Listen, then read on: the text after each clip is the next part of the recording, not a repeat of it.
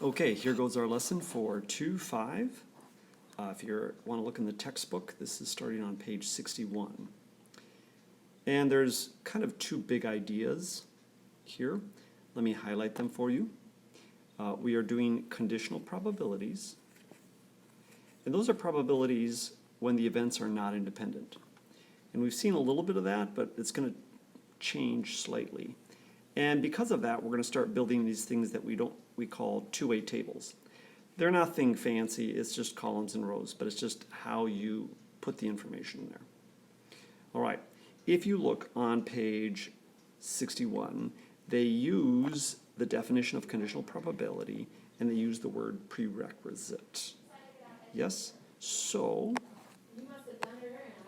this is kind of the page there. And it says conditional probability is a probability in which a certain prerequisite condition has already been met. So what that means is if, for example, you are registering for a course your next year as a high schooler, and you look at the registration guidebook, handout, registration guide, thingy-majiggy, they usually say, if you want to take this course, you have to have these other courses already in your record. So those are called prerequisites. So when we do probabilities, we're going to say the probability of event A given event B has already occurred. Yeah? And this little bar thingy, let's highlight that in our notes. Okay? That means given that, or the probability of A assuming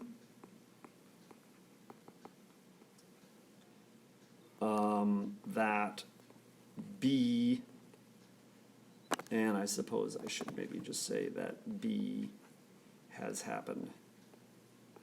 All right? So that's what it means to be a prerequisite condition already happened. So it isn't like we're looking at A and B or A or B. Those would be different things, okay? Again, we've looked at A and B and A or B. And would be the intersection, and the intersection is this one, and then or would be the union, right? So this would be and this is the or. All right. So we're going to look at some examples of that. Here we go. Without further ado. What does it mean to do this? All right.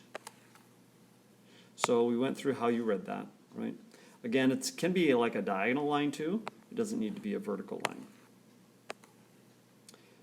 So reading through these statements here, what does it mean in that first one? The probability of being female given that you're a student, as opposed to general population or a worker at this place or a person at this house, right? This is the precondition that has already happened. What is the probability that you're awake given that you are distance learning? What is the probability that you are a red card given that you are already a 2 in the deck? So there'd be 4 2s, and the probability of being a red would be, in this case, 2 out of 4, which is 1/2. The probability of going to prom given that she is 17 years old. So again, we have a larger population here of people, and we're going to narrow it down to just the ones that are 17 years old, and how many of them are going to prom. Okay? All right. So now we're going to do some math with some specific problems. So here we're looking at a 6-sided die, and what is the probability that you're a 3? Well, there's only one way to be a 3, and that's you got to land on that. So again, there's only one way out of, how many odd numbers are there on the die? Well, there's only 3. So the probability is 1 out of 3. What about the probability that you're greater than 3 given that you're even? Well, let's see. You could be a 4 or you could be a 6. So we have then 2 out of, again, how many evens are there? There are 3 evens, so 2 out of 3. Put those equal signs in there, Mr. Larson. So we're looking at the calendar of May. What is the chances, what is the probability of being a weekend given that you are looking at Sundays only, right? So given Sundays, I'm going to highlight those Sundays here in the chart. What is the probability that you have selected a weekend day, given that you are selecting the Sundays? Well, all Sundays fall on weekend days. So this is, you could say 5 out of 5. But if you just think about this one, this is 1 or 100%. Now what if I flip that around and say, what is the probability it's a Sunday, given that you've selected a weekend? Well, now weekends actually have 10, looks like 10 weekend days, and only 5 of them are Sundays. So in this case, we would have a probability of 5 out of 10, which should be 1/2. All right. Two-way tables. So here's a two-way table. It shows us male and females, and it shows us juniors and seniors. All right. Seems to me this table is a little bit antiquated.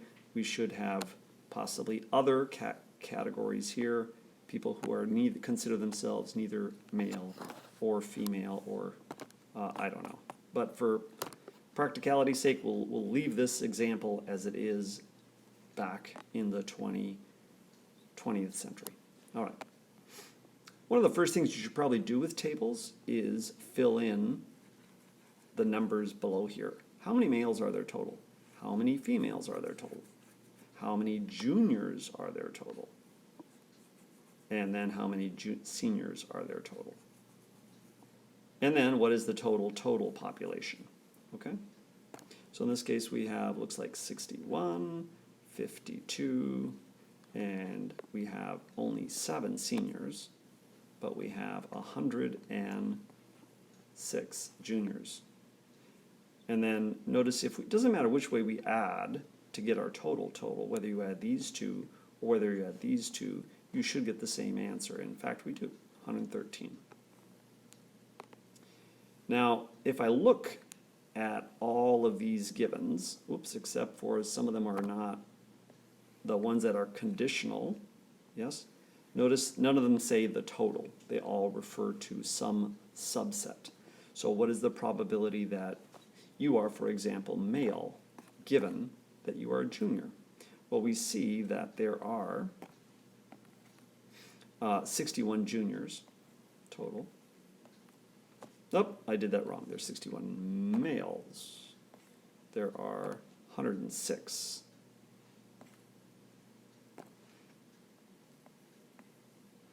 And of them, 57 are juniors. And by the way, in today's exercises, you can pretty much just leave your answers, especially when the numbers are huge like this. Don't bother reducing them. Yeah, just leave it as a ratio like that. All right, let's do one more here. What about the probability of being a junior, given that you're a male? So again, I'm going to start with the males, 61. And then I'll look at the juniors, and that would be 57 out of 61. Make sense? All right, let's do one, like what is the probability of being male and female? Well, in this particular chart, it claims that we have a 0 out of 113 equals 0. Are there people that feel like they are somewhere in between or both, given a different day? Sure, we could have long conversations about what that means in today's society. Let's look at male or female. Yes, so in this case here we would have 61 plus 52, so we would have 113 out of 113, which is 1. Again, what is the probability of being female or senior? So if I look at all the females and all the seniors. So I have 52 and 7. Again, because it's using or, we're going to combine those two things together, and we'll say 52 plus 7 is 59 over, what is the total population? 113 in this case. So that would be 59 over 113. Hopefully I did enough of those that you kind of get that. Yeah? Let's try a few more. Here we have a commercial that is being viewed by people and the likelihood that they buy. So these are percentages. Nope, these are not percentages, because if it were percentages, we wouldn't have 180, would we? All right. These are apparently number of people, yeah? So, oop, cancel, keep going. What is the likelihood that somebody buys this? So let's just look at that. That's just one probability. So how many actually buy it? So we look up here and we see a number of 55 or 99. The total population is 180. So 99 out of 180. Version 2 was viewed. So here's version 2, right? And how many of the version 2 was viewed? Well, we had a total of 30 people that viewed version 2 out of 180 people that viewed it. Okay. How about likely to buy given that you watched version 2? All right, so the likely to buy given that you watched version 2. So we're going to say 20 out of 30. When we get a problem like that, we should probably reduce that. It would make sense to reduce it to 2/3. Even our one up here, 30 out of 180, 3/18, that reduces down to 1/6. So simple ones, let's go ahead and do that. If it divides by 2 or 3, simplify them down. Let's do one more.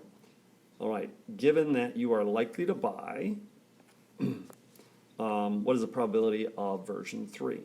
Well, likely to buy, there's 90, yes, 9. And version 3 was 54. So 54 people out of 99. Oops, put that in the wrong slot there. All right, hopefully that makes some given sense. Again, we can do this with hunting, firearm and bow, deer that were killed, and we have bucks and does. And notice again, though, let me reiterate, always get your totals, if they don't give them to you, out here, just so that you can create your charts. All right, well, good luck.